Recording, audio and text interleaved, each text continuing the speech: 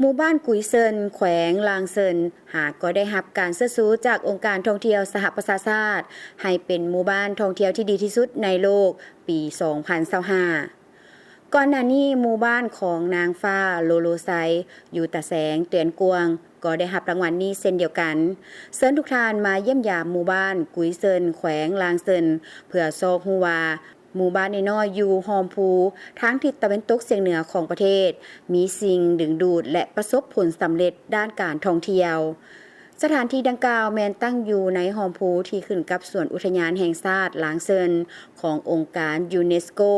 เฮือนเล็กที่มีอายุหลายกว่า400ศตวรรษของประชาชนที่อยู่ทางภาคตะวันตกที่เกือบจะสร้างบ่แล้วแบบสมบูรณ์อยู่แขวงกวางเซิน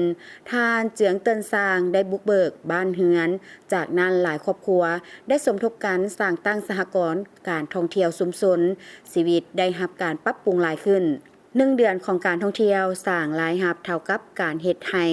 หลายกว่า1 ปี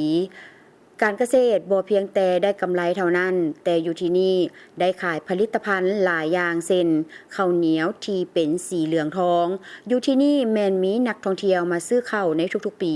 ค่อยกังวลหลายว่าลูกหลานของค่อยมีเงินแล้วจะทำลายเฮือนที่เก่าแก่ที่เป็นเสาหลักและปลูกสร้างใหม่ทดแทนแต่เดี๋ยวนี้คนเฮาได้รับการศึกษาเฮ็ดให้เขาเจ้าเรียนรู้ในการรักษาเอกลักษณ์ที่เก่าแก่ไว้เสมออันที่1แม่นเกี่ยวกับเฮือนเสาค่ำอันที่2แม่นเกี่ยวกับอาหารการกินและอย่างที่3แม่นเกี่ยวกับวัฒนธรรมของชาวไตประชาชนเฮ็ดเวียกเกี่ยวกับการท่องเที่ยวโดยอิงใส่ฐานเฮือนด้วยเสาค่ำที่สร้างจากไม้ที่มีคุณค่าหันหน้าไปทางเดียวสร้างสถาปัตยกรรมที่เป็นเอกลักษณ์เฉพาะ15 ปีแห่งการหันเป็นหมู่บ้านท่องเที่ยวชุมชน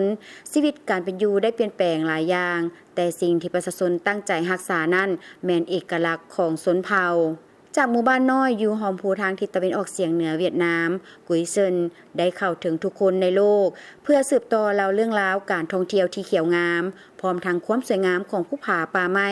ผู้คนที่มีเอกลักษณ์วัฒนธรรมตะวันตก